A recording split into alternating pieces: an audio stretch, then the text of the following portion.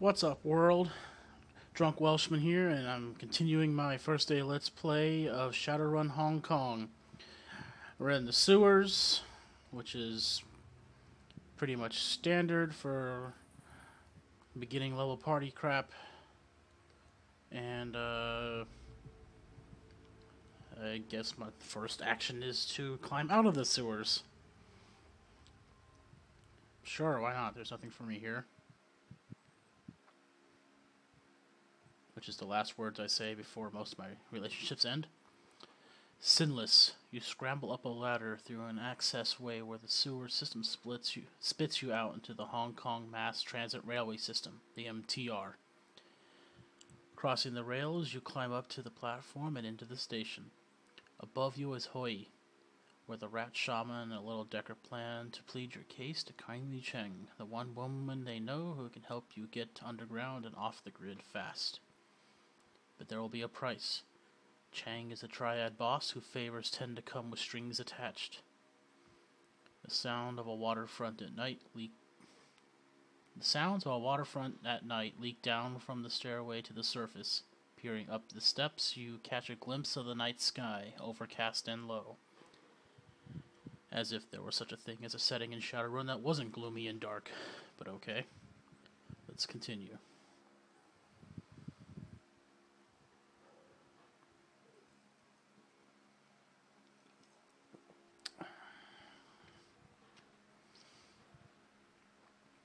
The sewers deposit you into a series of mechanical access ways that eventually link to a system of railway tunnels.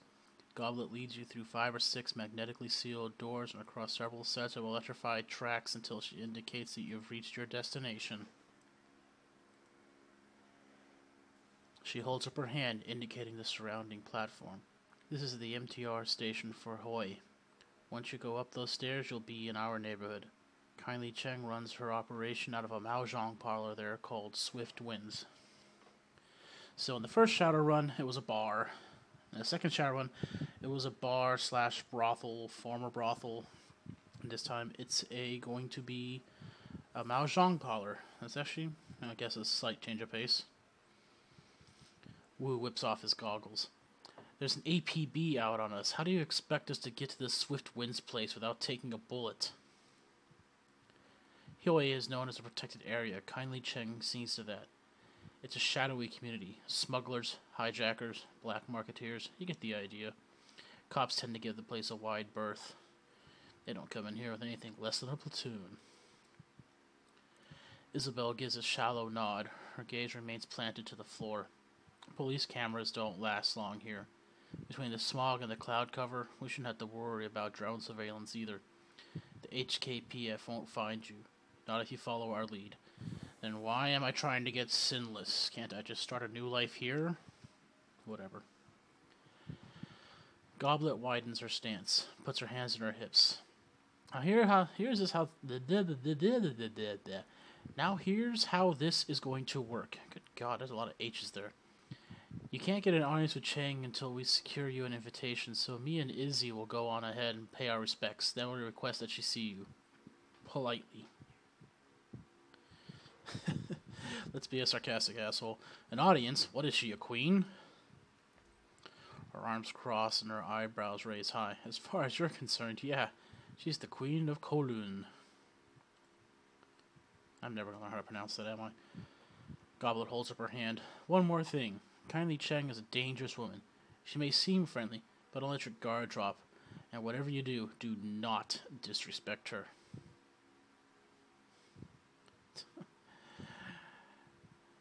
We'll go for the middle ground. I've dealt with dangerous people all my life. I know how to behave myself. Have you ever met a troll's mother? Actually, she's an orc. She probably has. You better. If you don't, it's all of our asses. She lets her hand fall. Nods to the three of you. Okay, we'll go on ahead and smooth the way. Just give us a few minutes head start.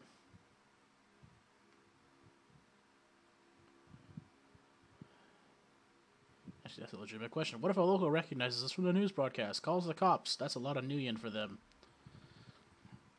No one in Hoi calls the cops. Doing that around here is a quick way to get dead. Ah. I get it. That's good. You catch on real quick, and you're patronizing as fuck. We need to get your sins burned as badly as you do. And we need to figure out a way to get out of this shit, or we're all dead. You like to repeat yourself, don't you?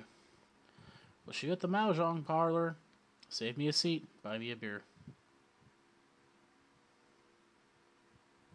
The Shadowrunner's footsteps quickly fall away, and then you're alone with Wu. He grunts something unintelligible and begins panther stalking back and forth again, boot prints of sewer water and muck marking his path on the subway platform behind him. Minutes pass. Wu stops his pacing and runs his hands over his face, groaning a sound of anxiety and disgust. It dissipates and he stands there silently, his hands covering his face and his shoulders shaking with emotion. Then he begins to laugh.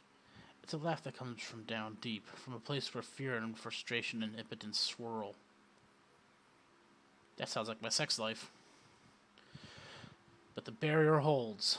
Wu focuses, taking control of his breathing, and his laughter begins to slow. He becomes himself again. Darn, I was gonna enjoy... what's his name? Dimitri? Derek? D? Whatever. I was gonna enjoy him being insane.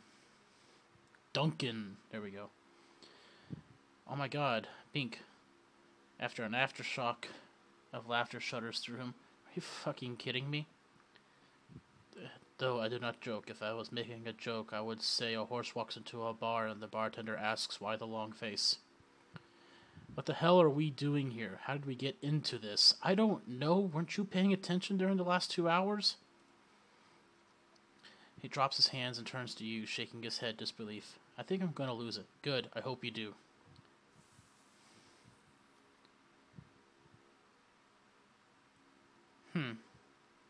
It's like these are both like supporting answers. Fuck it. Go ahead, we're alone.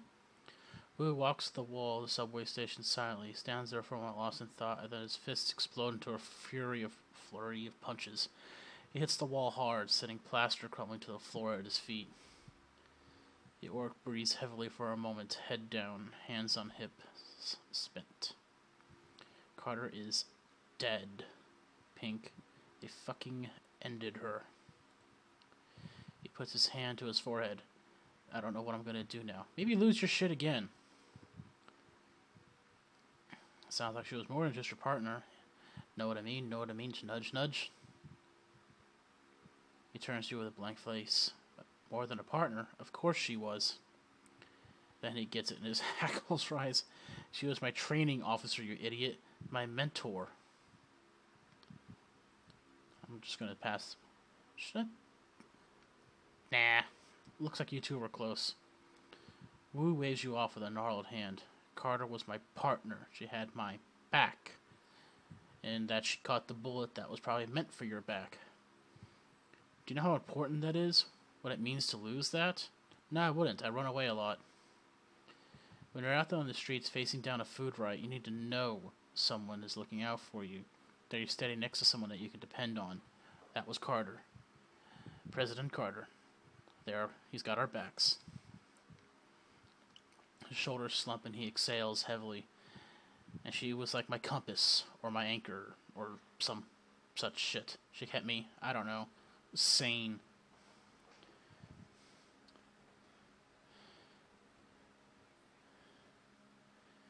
Tempting. But we'll do this. You're sane, Duncan. This is shock and grief. Yeah.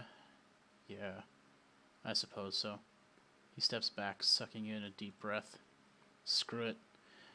Whatever she wants, I'm throwing her down the memory hole. You know why? He snarls, spits. Because it doesn't matter now. She's dead, gone, she never existed. Because we're gonna burn our sins, Pink. Jesus Christ. Do you know what that means? The moment we do that, we're dead. To all the world, we're dead. Wiped clean. He counts off his fingers.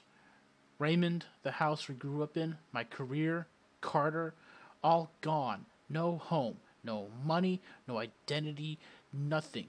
You'll just be a bum like Kane and Kung Fu. He waves his hand, brushing it all away. We'll be nobody. We were street kids, Duncan. We used to be nobody. Just chill. Enough of the drama, woo. There we go. Yeah. Enough of the drama, woo. Put on your big boy pants and help me find a way out of this. Put on your big boy pants? I've been wearing big boy pants for years, and who the fuck are you to tell me that after all this time? Woo's neck cranes forward, his lower jaw thrust out ahead of him. You left me behind, Pink.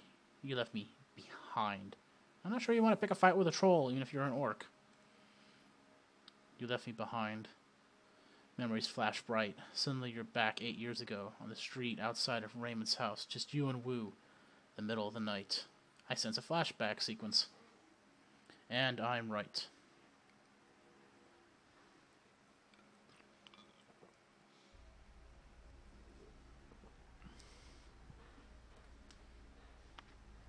You can't just leave like this, Pink. What am I going to say to Raymond? You know how he is.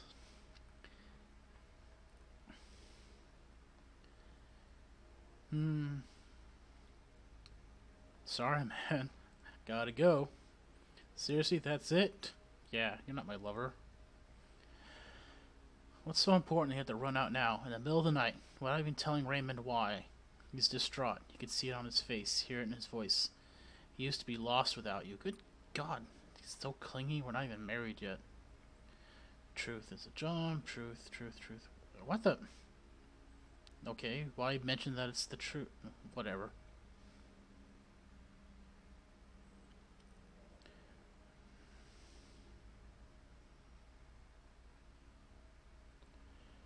Sorry, just reading all these options.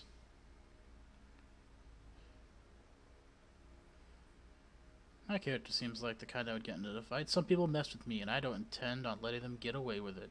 I could use your help. His eyes widen. I can't give you help like that anymore. I'm on a good path now, Pink. I can't afford to mess that up. Look, whatever's going on, I could tell you one thing. Raymond will not approve. Well, he's my foster father, and I'm a young, impetuous woman. Of course I'm supposed to do things he doesn't approve of.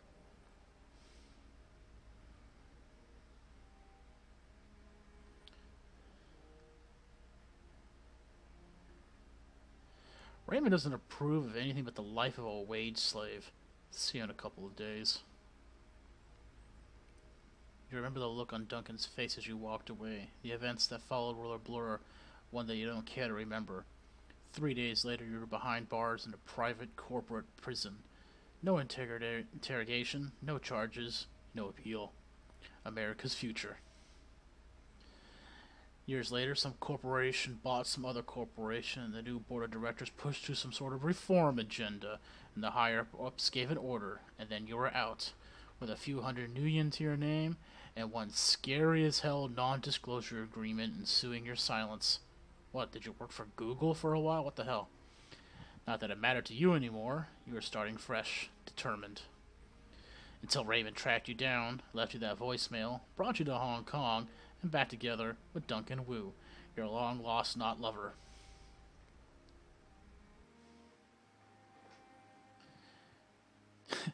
You realize that Wu's been staring at you because your eyes went cross and you had a flashback that lasted 10 minutes. Now let's hear it. Why the hell have you been here all this time? Well, where the hell have you been all this time? Why didn't you contact me? At least to let you know you're alive. Because you were creepy and a stalker.